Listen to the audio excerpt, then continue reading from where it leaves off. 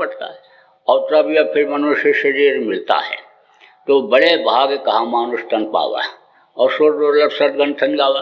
बड़े भाग से यह मनुष्य शरीर मिला और देवता इसके लिए तरसते रहते हैं, क्योंकि उनके अंदर कोई ऐसा रास्ता नहीं है कि जिससे वो अपने घर अपने वतन मालिक के पास पहुंच जाएं। अपना वतन अपना घर कौन सा है?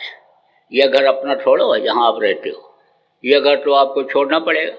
अरे भाई, अपना होता तो हमेशा उसमें रहते। कहते हो ना कि किराए के मकान में कब तक रहेंगे, अपना घर बनाओ। अपने घर की चिंता फिक्र सब लोग यहाँ जैसे इस धरती पर करते हो, ऐसे ही यानी यह किराए का मकान तो है, यह शरीर भी किराए का मकान है। और जिस मकान में शरीर को रखते हो वो भी आपका एक तरह से किराए जैसा ही है, उसको भी एक दिन आपको छोड़ना पड़ेगा।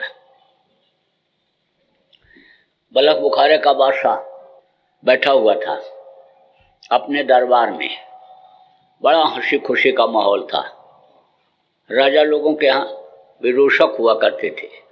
विदूषक किसको कहते हैं कि राजा अगर सोच विचार में हो, चिंतन करता हो अपने राज्य और राज्य की जनता के बारे में, तो विदूषक लोग उसको हंसा करके और हंसने वाली खुश करने वाली बातों को बोल करके अन्य उसकी चिंता फिक्र को दूर किया करते थे। तो बैठा हुआ था, बड़ा हंसी खुशी का माहौल था। तब तक एक लंबा तिरंगा पर्सनालिटी वाला आदमी वहाँ पर मूछ वाला पहुँच गया। तो रास्ते में उसको किसी भी सिपाही ने रोकने की हिम्मत नहीं की। कभी कभी ऐसा भी होता है कि लोग सहम जाते हैं कि भाई कोई बड़ी अथॉरिटी, बड़ी पर्सनालिटी का आदमी जा रहा है तो सहम जाते हैं। और अगर कोई धड़ ऐसे चला जाए, रुके अगर, तब तो उसको कोई रोकना भी चाहेगा, और नहीं रुकता है, धड़ चला जाता है, तो लोग समझते हैं कि भाई कोई पावर वाला आदमी है, तो एकदम से तेजी से चला रहा है, उसको कोई रोकने की हिम्मत नहीं किया।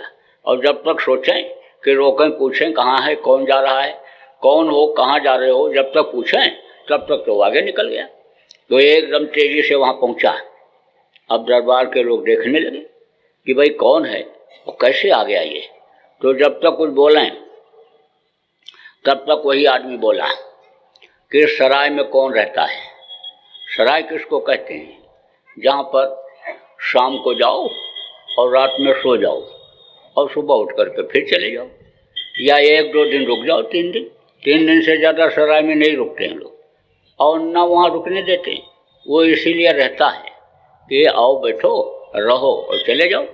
जैसे प्लेटफार्म है, प्लेटफार्म पर जल्दी डेरा नहीं डालने देते, वो लगे रहते हैं वहाँ डंडा लिए हुए और पूछते रहते हैं भाई कहाँ जाओगे, तो कहते हैं कि इस जगह जाएंगे। तो कहते हैं हाँ अच्छा, 2-3 घंटा 4 घंटा इनका ट्रेन आने में देर है, तो इनको बैठने दो, लेट भी जाने दो, जगह है तो कोई बात नहीं। लेकिन जब देख लेते हैं कि बहुत देर से पड़े हुए हैं तो ज़्यादा पूछताछ होने लगती है, और तो कहते हैं चले जाओ वहाँ बाहर लेटो बैठो।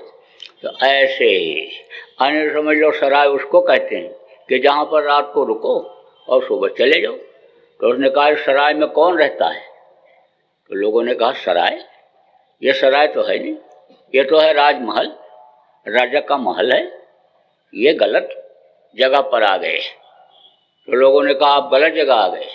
बोला मैं बिल्कुल सही जगह पर हूँ, मैं जो पूछ रहा हूँ उसको बताओ, इस सराय में रहता कौन है?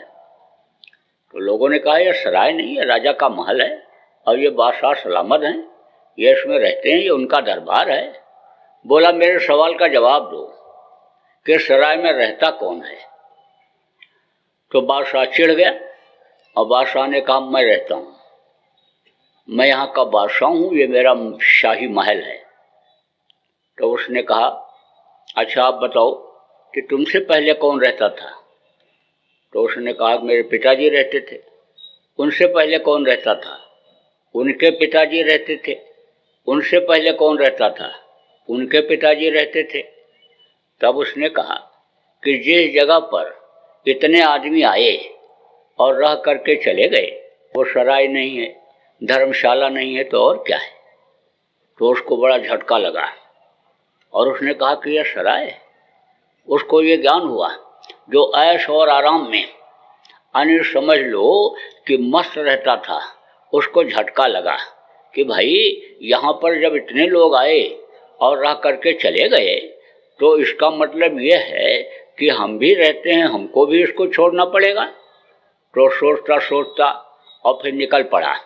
तो पहुंचा कबीर साहब के पास और कबीर साहब के आश्रम पर रहा और फिर वहाँ पर रहते रहते सेवा करते करते अपने कर्मों को कटवाया।